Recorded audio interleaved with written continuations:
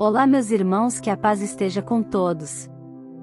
Hoje o Evangelho assegura-nos que Jesus está vivo e continua a ser o centro à volta do qual se constrói a comunidade dos discípulos.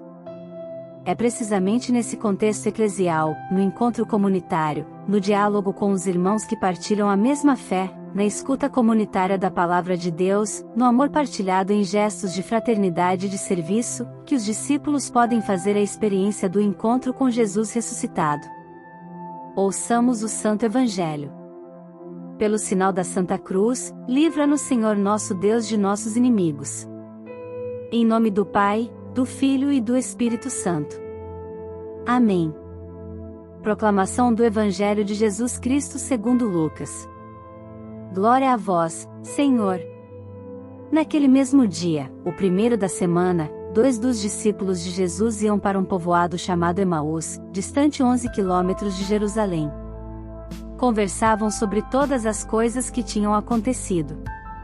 Enquanto conversavam e discutiam, o próprio Jesus se aproximou e começou a caminhar com eles. Os discípulos, porém, estavam como que cegos, e não o reconheceram. Então Jesus perguntou: Que ides conversando pelo caminho?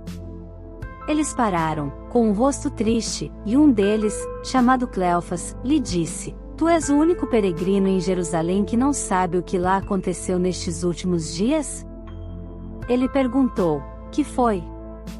Os discípulos responderam: O que aconteceu com Jesus, o Nazareno, que foi um profeta poderoso em obras e palavras, diante de Deus e diante de todo o povo. Nossos sumos sacerdotes e nossos chefes o entregaram para ser condenado à morte e o crucificaram.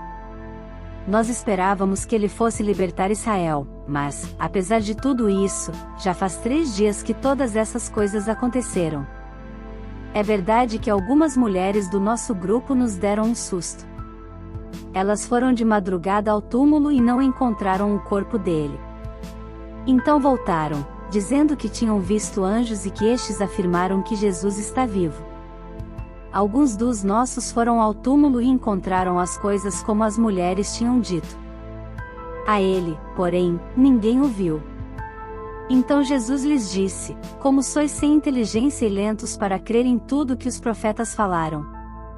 Será que o Cristo não devia sofrer tudo isso para entrar na sua glória? E, começando por Moisés e passando pelos profetas, explicava aos discípulos todas as passagens da Escritura que falavam a respeito dele. Quando chegaram perto do povoado para onde iam, Jesus fez de conta que ia mais adiante. Eles, porém, insistiram com Jesus, dizendo: Fica conosco, pois já é tarde e a noite vem chegando. Jesus entrou para ficar com eles.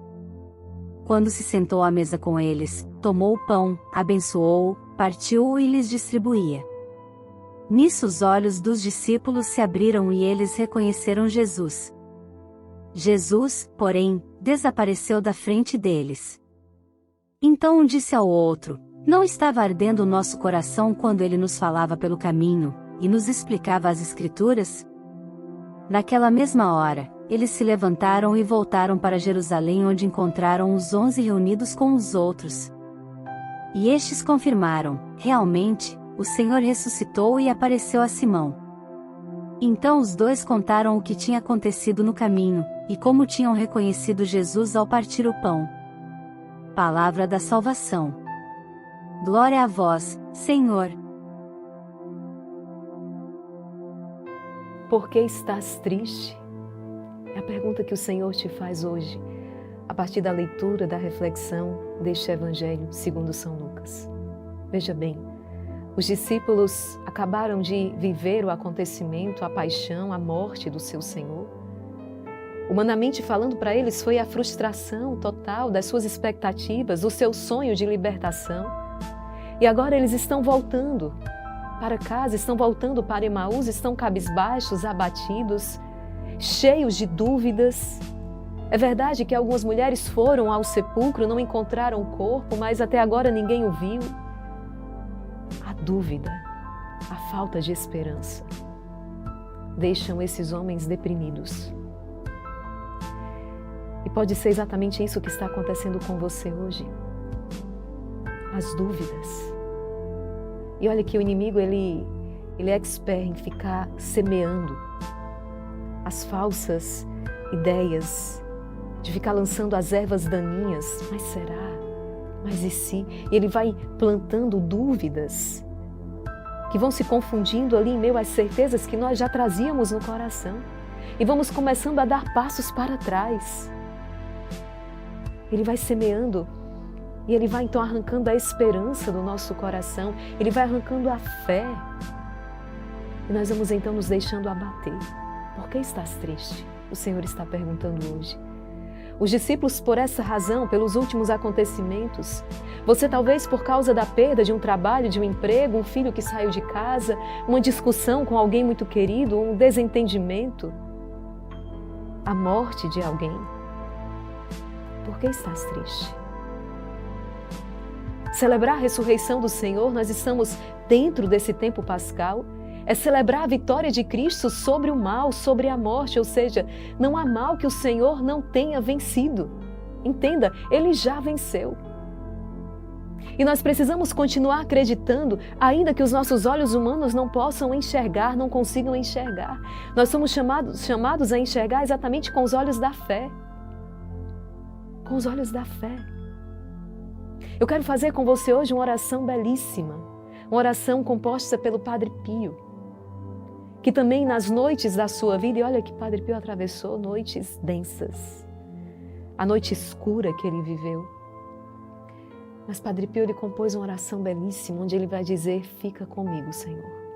Exatamente aquilo que os discípulos de Emaús falam para o Senhor, fica conosco. Na tarde, na noite da minha vida, fica conosco, Senhor. E o Senhor começa a falar, a partilhar com aqueles homens toda a Escritura, para fazê-los então entender, para fazê-los recordar que todo esse sofrimento, que tudo isso já havia sido predito pelos profetas, inclusive Jesus já havia anunciado que Ele passaria por tudo isso.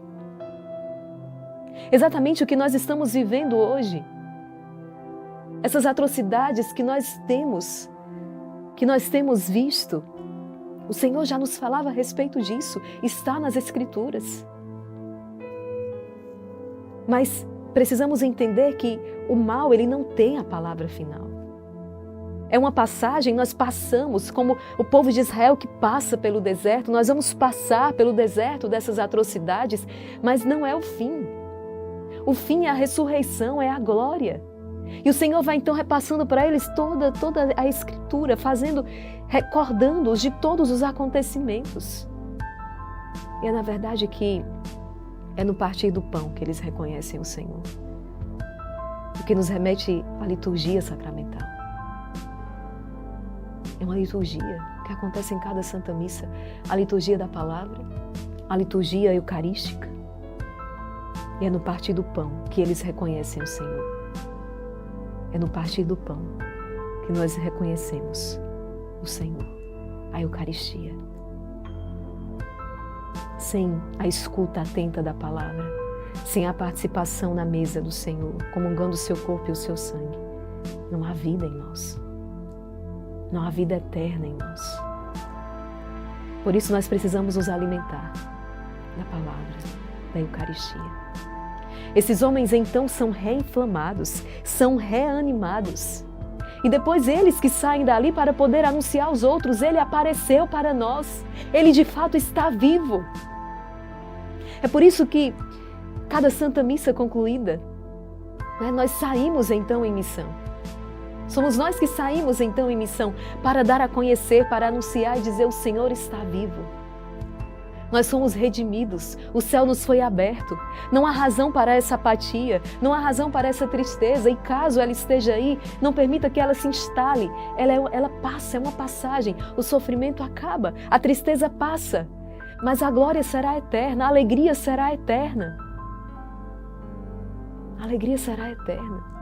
São Paulo vai dizer, tenho para mim que os sofrimentos do tempo presente não tem comparação alguma com a glória que nos está reservada em Cristo Jesus. É assim que nós devemos passar, filho, por esse vale de lágrimas. É assim. entre traições, decepções, perdas, injustiças, perseguições, não tirar o olhar do Senhor.